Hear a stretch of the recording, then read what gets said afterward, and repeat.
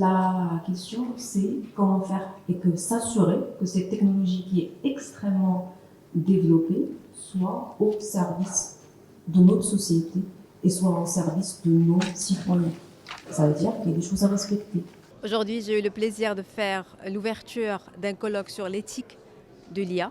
Au Maroc, il y a plusieurs initiatives sur l'intelligence artificielle. On a plusieurs centres de recherche. On a beaucoup de startups actives dans ce domaine. Dans le domaine de l'outsourcing, il y a aussi des entreprises qui viennent au Maroc développer les dernières technologies de l'IA pour les marchés mondiaux. Et presque dans chaque université marocaine, il y a des formations sur l'intelligence artificielle. Donc on a beaucoup de talents dans ce domaine. Le but de ce colloque est d'étudier et de faire en sorte que ce développement de l'IA soit dans le respect de l'éthique et soit au service de l'humanité, au service de notre société et de nos citoyens. L'intelligence artificielle, c'est une technologie très puissante. Si on l'utilise correctement, elle peut vraiment être un moteur de développement socio-économique. Elle peut aider nos administrations à mieux fonctionner.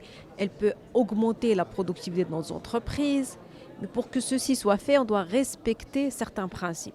لا يخفي عليكم أن استعمال تقنية الذكاء الاصطناعي في تزايد مستمر وهو ما يمكن البشرية من الاستفادة من ثمارها في الولوج إلى الحقوق والحريات. كما تعرف بلادنا طفرة نوعية في البحث العلمي والصناعة والابتكار في مجال الذكاء الاصطناعي ويمثل ذلك فرصة هائلة لبلادنا وستمكن لا محالة توطينها التوصية وتنزيلها وطنيا توصية اليونسكو لأخلاقية الذكاء الاصطناعي من تعزيز مكانة المغرب في هذا المجال. Ce jour se tiennent bien sûr dans le contexte d'un projet très particulier, vous le voyez ici, exploiter le pouvoir de l'intelligence artificielle pour promouvoir l'égalité des chances dans le monde numérique, et il s'agit particulièrement de se réunir autour d'une intelligence artificielle responsable. L'intelligence artificielle est, on le sait tous, un phénomène qui intimide beaucoup. C'est un phénomène très complexe aussi.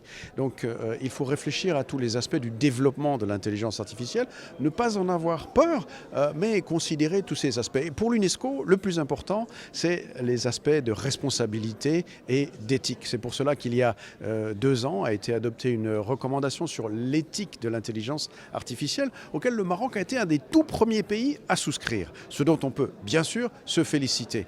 Le Maroc s'est positionné en pays pionnier par beaucoup d'égards dans le domaine de l'intelligence artificielle.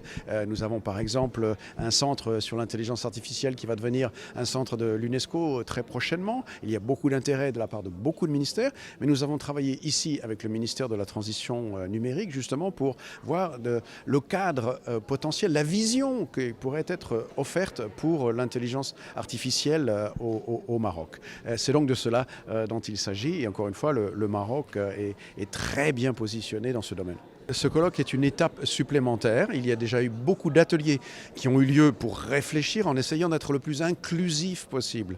Parce qu'il y a beaucoup de gens qui ont une opinion sur la question. Il est donc normal qu'ils soient tous impliqués. C'est le principe de cette étude qui est faite et du rapport qui sera préparé. Après le colloque, il est aussi question d'avoir un forum avant la fin de l'année pour être encore plus largement impliquer les parties prenantes. تشكيل التمييز والصور النمطية لا سيما القائمة منها على الموضوع الاجتماعي